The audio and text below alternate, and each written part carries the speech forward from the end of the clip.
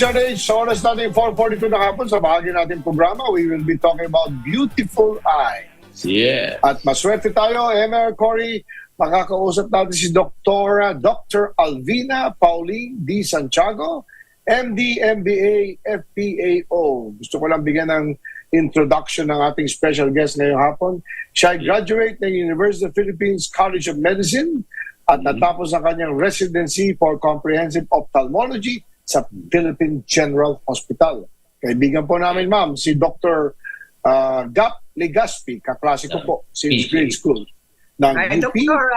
She trained in pediatric ophthalmology and adult strabismus at the Children's Eye Center Care Center at New Jersey, USA, at Jules Stein Eye Institute, University of California, USA. Natapos din niya ang MBA sa Philippine Christian University. Siya ay co-author ng mga major textbooks in strabismus and pediatric ophthalmology sa US at sa Pilipinas at nagsumulat na rin siya ng monograph on prescribing eyeglasses. Nako, critical yan, in children. She has also written several papers at nag-lecture sa several subspecialties topics including refraction in children, vision screening, estropia, exotropia, pediatric cataract, social media and ophthalmologies, and many other topics, both locally and internationally. Currently, she is the Division Chief of Pediatric Ophthalmology, Department of Ophthalmology and Visual Sciences at PGH, Section Chief ng Pediatric Ophthalmology at the Medical City St. Luke's Medical Center, at Board of Trustees ng Philippine Board of Ophthalmology na nagsacertify ng diplomat sa specialty of ophthalmology. Currently affiliated with the World Society of Pediatric Ophthalmology and Strabismus and American Society of Pediatric Ophthalmology and Strabismus, Philippine Academy of Ophthalmology and Philippine Society of Pediatric Ophthalmology and Strabismus. Doktora, welcome to the program. Good afternoon, Doktora. Good afternoon din po. Thank you po for your interest in discussing eyes. Alam nyo, marami po kami, sa edad namin ni Emer na 42, minsan nangangati palagi ang mata. Oo. Yung cause ng red eyes, Doktora. Ano ba ang maaring dahilan at ano ang dapat ang gawin, Doktora? Okay, nasabi nyo na yung dalawang pinakamadalas na dahilan. One is dry eyes, number 2 ay yung allergies, no? Yes. Tapos pangatlo siguro idagdag natin yung abuso sa gadget, digital eyes. Ayun. Nako. Apo, yun yung mga madalas ngayon na dahilan. So for dry eyes, yung nakikita ninyong lac refresh o kaya yung mga diniscuss kanina ni Ma'am Cory na mga hormones, habang tumatanda po kasi ang mga babae, for example, nababawasan po tayo ng estrogen. Pag nababawasan po ang estrogen, marami hong natutuyo sa katawan. Kasama po ang mata. So, dapat po, bago pa tayo makarating dun sa punto na yon na natutuyo ang mata, kailangan po nag-lubricate din tayo ng mata. So, kaya ho, ginagamit yung mga lubricants like lac refresh, no? Artificial tears like lac refresh. Pagka naman po nag-allergy tayo, ang mata po ay nagkakaroon ng pakiramdam na parang may buhangin sa loob ng mata. Oo, madalas. Parang may puwing. May napupuwing. Apo, tama. Makate, tapos pag sisilipin po yun ng espesyalista, makita ho parang baku-baku po yung daan. Imbis na hong patag na asphalted na cement, asphalted street, para ho siyang cobblestone, no? So dahil parang cobblestone, mabilis mag-evaporate yung luha din dahil sa allergy.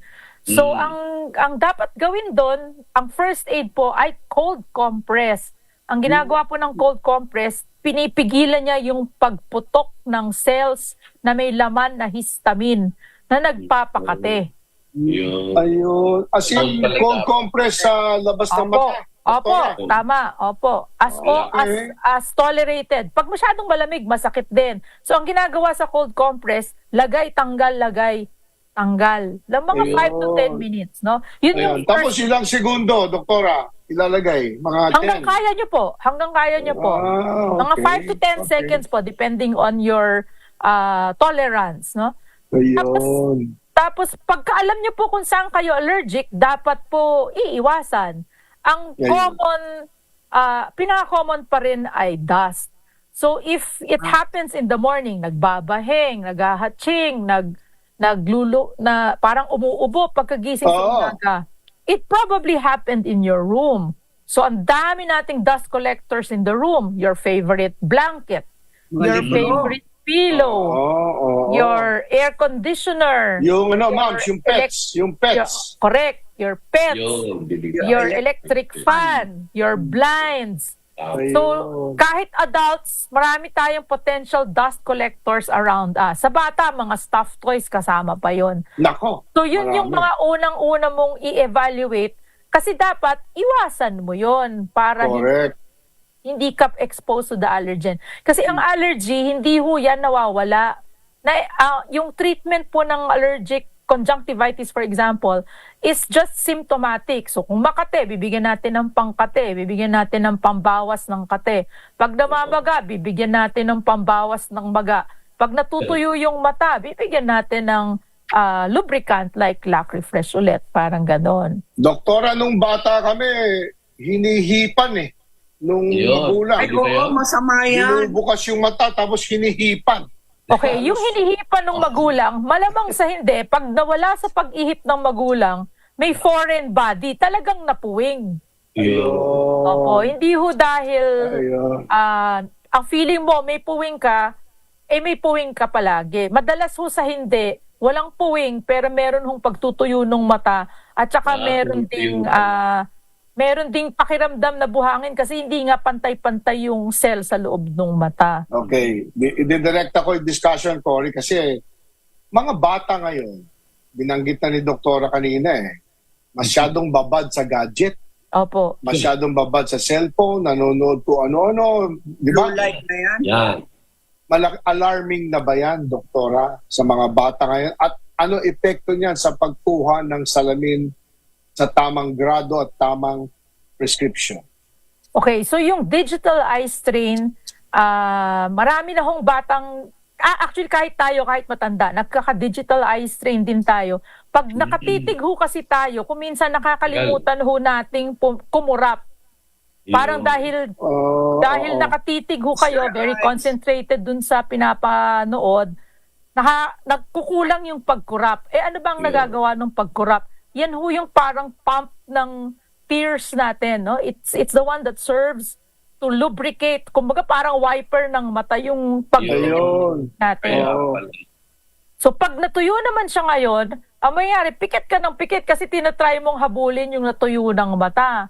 So pag trinay mong habulin, minsan hindi mahabol, magluluha ka na ng marami. Ang problema dun sa luha, na ganyan nangyari, ang quality ng luha, dapat usually yan watery. Pagka-response siya dun sa pagkatuyo ng luha, ang mangyayari dun, parang mas oily yung gagawin na tears ng katawan mo. Para di siya mag-evaporate. Kasi, kaya lang, pagka-oily, para kang may smudge sa salamin, no? Mas malabo siya. Okay, tapos yung tanong niyo po tungkol sa pagkakaroon ng grado, it has affect itong pandemic po na napatunayan ho namin na karamihan sa mga bata ay nagkaroon ng biglang pagkakaroon ng nearsighted grade dahil ho ikinulong natin sila nung pandemic, ang ating medium of instructions ay nasa harap ng computer. Online. Opo. So, it was already an epidemic before the pandemic. Yun hong pangangailangan ng salamin yung mga nearsighted patients. It got aggravated by the pandemic. And we're seeing the results of it now also. No? So, dati ho, nung tayo ang nag-aaral, ang mabibilang nyo lang sa kamay kung sino yung mga nagsasalamin. Maybe up to 20% of those who are in your classroom will require glasses. Pero ngayon po, ang nakikita ho natin, mga 50% or more po sa mga classrooms ang nakasalamin ngayon. No? Ayun. Nako. Alam mo, kung tinanong ko yan, Cory, kasi marami na ngayon nung araw kasi, nung bata kami, doktora, nagpupunta kami sa eye doctor, sa clinic, hindi ba? Ako, binigyan ako ng grado ng salamin, reading glasses. Sa awa ng Diyos, hindi ko masyadong nagamit at natapos, no? Pero marami ngayon, sa mall na lang nagpupunta. At yung bang mga punta sa mga ganong establishment, nakakatulong sa pagtiyak ng tama ang grado sa mga bata, Doktora? Meron hong magaling, meron hong hindi. Hindi ko ho masabi kung sino ang magaling, sino Yun ang delikado. At saka meron hong iba sa mga clinics ay meron hong ophthalmologist din na tumatao. Hindi lang po basta yung mga computers lang nila. Yun hong computerized auto-refraction. Akala ho ng iba, very good yung dahil computer yon, no? It's 90% wrong in children, although it's 90% correct in adults. Pero may 90% wrong in children. Can you repeat that? 90% wrong in children. So the younger they are, the more probability that it is wrong. Kasi po, yun hong strength nung mata nung bata, kaya ho niyang paggalawin yung grado niya na malaki ang range. Malikot po yung kaya nung mata nung bata. Pagka ho kinomputer yung refraction nyo, may pinapasilip po sa inyo, tapos ang image po na pinapakita, may kalabuan. So tinatry nung bata palinawin. So yung pag-try niyang pagpalinaw, nag-iiba po yung grado, gumagalaw po. The error usually is higher grade in nearsighted grade or higher myopia or higher astigmatism. Kaya kailangan pag may computer, dapat chine-check pa din ng mas magaling pa rin dapat yung marunong mag-check ng grado. Yun ang safety. Yun ang safety. Opo. Double checking. Okay. Si Cory kasi, siyempre, deals with a lot of mga beauty contestant. Yung eye makeup, Tora, I'm sure concerned si Cory doon kasi marami talaga eye makeup, hindi ba, Cory? Oh, yes. Tapos merong naa-allergy din kasi madumi yung brush o kailangan tanggalin o palitan na yung eyeshadow o yung supply ng makeup. Nagkakaroon ng mold. Correct, mold. Pag dark color ng makeup nyo, tapos di mo makikita yung molds, di ba? Pag apply mo nun, tapos nag-react ka, ay nako, patay. Nako, yun na. Yung mga red eyes. Yung mga red eyes. Yeah. Oh, if I use eye makeup, I actually use cotton buds. Imbis na yung... Kasi para disposable. To apply. Para po disposable. Para it's always clean. Tapos, yung parang sa sawsawan, walang double dipping, no? Pag nilagay mo na sa balat mo, wag mo na ibalik dun sa palette mo. Kasi yung oils at saka yung microbe na nakatira sa mukha mo, ay babalik mo din dun sa palette mo, di ba? Tama. At saka, I guess, in a pageant, Cory, yung marami kasi contestant, marami nag-makeup, mag-iingat dun sa paggamit sa marami. Hindi ba, Doktora? Di ba? Siguro dapat pag ganun, may sarili kang pang-apply ng makeup mo. Tama. Sariling brush at sariling brush. your own brush. Karamihan lahat ng mga kandidata, they're very prepared now. Correct. Ito, meron silang sariling brush para sa kanila lang. Yeah. Well, going back to children, Doktora, no? Very alarming yung dahil sa pandemic, no? Ano ang mga tips na pwede nyo ibigay? Kasi alam mo, yung gadget ko, yung cellphone ko, hindi ko na banggitin yung brand. With a warning ako if it's too close to me. Okay. The ideal it gives distance... you that warning. So That's what correct. is the proper distance for children? Mga magulang na nakikinig sa atin ngayon, ha? Ano ang proper distance? Lahat tayo. Hindi lang yan. Magulang at mga bata. Ano ang Correct. tamang distansya, Doktora? Yung gadget, sana mga 13 to 14 inches. One ruler away from you. One ruler away. ML. One ruler away. Alam mo na, ha? One ruler away. Ayan. Kasi ang mga bata, habang gumagaling dun sa laro, nanggigigil, palapit ng palapit yun, habang nanggigigil, di ba, sa laro. So, dapat yun at least 1 foot away. No? 13 to 14 inches pa nga. Pero pwede na yung 12 inches. I can take that. Okay, Tapos, so yun ano pa? that's one. Ang isa pang tinuturo, every 20 to 30 minutes, magpapahinga ng sandali man lang yung mata. Yun yung look away. Okay, look away. correct. Look away, blink, close your eyes. Ayan, blink, Oo. ayun, Kaya pala lubricate. beautiful Yan. eyes. Yan. Marami Kaya na, pala. marami na nagme-message dito, Doktora, yung lubricants, mga yan. Di ba? Kasi, siyempre, Opo, sanay ang tao nakakatulong din na po yung lubricants. yung iba, Doktora, ginaganon lang ng tubig eh. Di ba? Oo. Lumaki tayo, Emer, di Ano ba? mag-dry, Oo. di ba? Iano mo na sa gripo. Nung araw, ay nakakatakot Maalat pa po ng yun. gripo. Nakakatakot po yung tubig sa gripo dahil Oo. hindi ho natin alam yung mga nakatirang mikrobyo dun sa gripo. Sinasabi. Pero ko ang na daming ba? chlorine, doktora, ang Opo, tubig. yun pa. opo. Yun pa. Tsaka may Yun mga pa. chemicals pa yun, di po ba? Kung gusto niya mag-boil kayo ng sarili niyong tubig, Ayun. tapos you put it in a clean container. Kung ayaw Ayan. yung gumastos nung sa mga gamot na commercial. Ang maganda Oo. naman sa mga commercial na gamot, kasi ang luha natin, di lang huyang tubig. Meron pa huyang ibang minerals that's also part of your Ayun. tears. So kung Ayun. kulang yung minerals, hindi rin siya optimal. Although it's better than nothing, no? It's better than, as long as it's clean, it's better than nothing. Pero syempre yung mga artificial tears actually are optimized so that it tries to mimic your own physiologic tears para maganda yung pakiramdam nung sa mata. Correct. O, to, Doktora, si Emer, marami itong tinutulungan mga learning, lalo na mga bata. Ano ang tips sa magulang sa mga bata sa proper eye care? Yan. Yes. Well, kasi yung mga magulang natin ngayon, lalo na yung mga millennials siguro, no? Yung iPhone at saka iPad, ginagawang surrogate yaya. Yes. So, pero di ba? Lalo na pag nasa labas, nasa restaurant, nakikita mo kumakain yung mga bata, nakaharap dun sa gadget. Oo nga, para hindi malikot. Opo. Sana hindi ganon. Sana mabago natin. Kasi nung araw tayo, hindi naman tayo malikot. Wala naman tayong Tama. gadget pag Ay, hindi, si nasa labas Emer, tayo, malikot di yan. ba? Doktora, si Emer, malikot yan. Oo, talaga. Tinatali saan yan sa crib. Tapos- Tapos actually, before age 2, we also, even our pediatricians recommend na sana walang gadgets yung mga bata. Kasi they Before age learn 2, bad yeah. behaviors Correct. using the gadget. Yung impatient sila, tapos gusto nila lahat instant gratification, di ba? Tapos Ayun. nagtatabog, umiiyak. So Yeah. sana hindi din yon. Tapos sa mata naman, wag sanang magtagal. Tapos Ayun. hindi ho pahinga yung nag-gadget. Sige, magpapahinga siya ng gadget, pero nakatitig naman ang mata sa TV.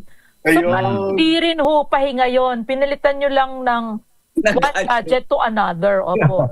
Huwag i-replace na kasing sama. Hindi ba, Doktora? At siguro, bigyan ng limit. Watching Opo, ng Netflix, ng Disney Channel. Actually, if you follow the 2 hours, isang palabas lang yun eh. Yun. Naku, ngayon, ma'am, series eh.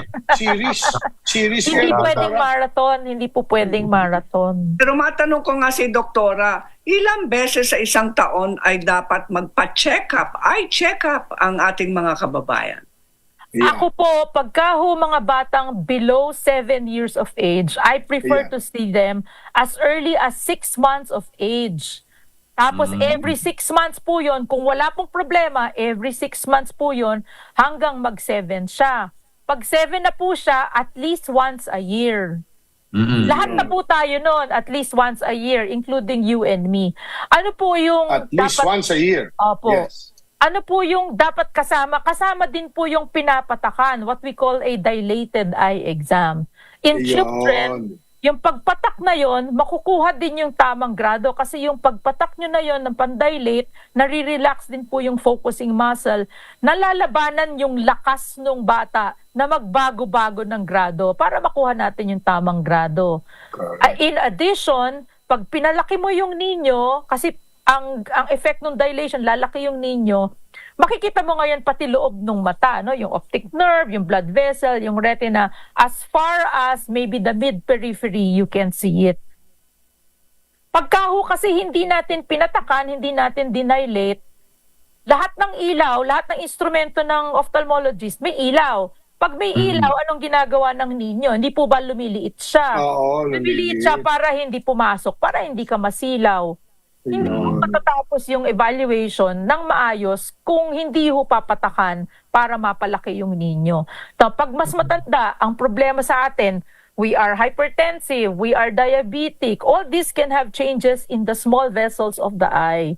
So kung minsan, kahit wala ka pang nararamdaman, wala pang panlalabong nararamdaman, may nakikita na pala sa loob ng mata. Ayun. Ang Anyway, diabetic patients, thank kahit you. adults, Yes. they should Oo. be seen every 6 months sana with a diabetic eye exam. Well, alam nyo, marami na nagre-react sa amin. Doktora, thank you for your Thank you. time at gagawin na namin advocacy dito sa Kaya Mo Yan, ang Alagang Beautiful Eyes. Doktora, Mhm. your parting message for our viewers, siyempre nanonood, nakikinig, at mga kababayan nating overseas. Go ahead, Doktora. Okay, wag po tayong matulog ng katabi ang cellphone. Pag oras Ayun, na po nako. ng tulog, katabi na po Emel. yung cellphone sa lamesa. O, minsan nga nakakain ko yung cellphone. Eh. Oo, tama. Wag na ho natin gawin siyang pampaantok, no? Para ho Ayan. mas maganda ang ating Opo. mga tulog. Yes. Ako nga, Doktora, gumawa na ako ng dating alarm clock. Hindi Yeah. na telepono ang alarm clock ko, yung tunay Pwede na na alarm katabi clock yun. na. Para hindi Tama. ko katabi. Opo, that's good. That's very good po. Tapos wag hong sustained near work. Kailangan Ayun. may pahinga talaga from near work. Doktora, maraming salamat sa oras nyo. Diyos ko, talagang ang dami na nagre-react at quickly, Doktora, saan ka makukontak? Just in case, kung meron mga may kailangan na tanungin sa mga problema sa mata. Go ahead, Doktor. Siguro you can call St. Luke's Medical Center, There QC, you go. and Yeah. Medical City in Ortigas, the main medical Yeah. city, for private consultations. But I also teach in the Philippine General Hospital. So yung mga kababayan natin na nag-worry na hindi kayang Correct. magbayad, meron ho naman po kaming Philippine General Hospital will welcome you. At saka actually maraming ospital po, marami ho kaming corporate social responsibility arm. Basta ho meron kaming teaching residency programs. We also see charity patients in all our Very private good. hospitals, including Medical City and St. Luke's, meron din po. Saludo po kami, Doktora. Kaibigan namin ni Emer, si Dr. Gap Legaspi. Yes. Kaklase namin since grade 1 yan at yung mga trabaho nyo sa PGH. Saludo po kami. Again, Doktora Alvina Paulina D. Santiago. Doktora. Sana huwag ka magsawa, ma'am. Minsan, Di po, sige tatawagan po. namin kayo para sa updates. Santiago. Nako, tamang-tama. Beautiful Thank you. eyes. Yolanda Santiago. Thank you, Doktora. Thank you po. Thank Ayan you. mga Hey. partners, yung dapat natin kainin, Oo, partner, sandali lang, Cory. bago Kaya punta mag-goodbye. na kayo sa inyong ophthalmologist para sa laging beautiful eyes. Yan. At of course, meron tayong mga pamimigay via Facebook. Mag-request lang kayo. Itong Lucky Fresh Moisture ay pwede nyo makuha. Mag-message lang kayo sa aming Facebook account sa DCRH. Kaya mo yan at iaatid ng aming team sa inyo. Yang eye So, drops. partner, Yes, Cory, go ahead. dapat Before we go. masustansyang pagkain natin ng sa ganun tataas ang lutein at zeaxanthin na kailangan ng ating mga mata. Ang number 1 gulay na mataas sa mineral na ito ay kale. K-A-L-E. K-A-L. Bell peppers. Alam na alam ko Kale. yan. Kale at bell peppers. At paborito nating lahat, kamote. Siyempre. Of course. Kamote. At saka itlog. Kamote. At saka itlog. Yes. Very good. So oras natin, overtime. 5:00. Overtime. 5:06 Batiin ko na lang. ako. Ang mga huling pagbati, Cory, may babatiin ka pa? Wala. Happy weekend sa ating lahat, mga kababayan. Yes. Yung mga photos natin, yes. Congratulations sa Angkop. Nako, Global Walk, Yan. kanina umaga. Ang dami, 70,000 Yung Creba. Yung Creba. Siyempre, yung Creba, convention namin ng talagang kasamang pag-ibig, si Marilyn Acosta, DBP naming kasama si Raquel Ansures, Lizelle Lapos, at siyempre Senator Amis, ang aming housing head ngayon sa Senado. Nako, tulong-tulong Very good. kayo. Every Filipino, a home for every Filipino. Batiin mo rin si partner Albert Lim. Belated happy birthday. Belated Dito sa Creba. Albert Lim, yes. Creba member yan natin. Albert Lim, yes. Okay, paalala lang, magkakaroon na tayo Silverde Christmas Party. Malapit Yeah. na yan.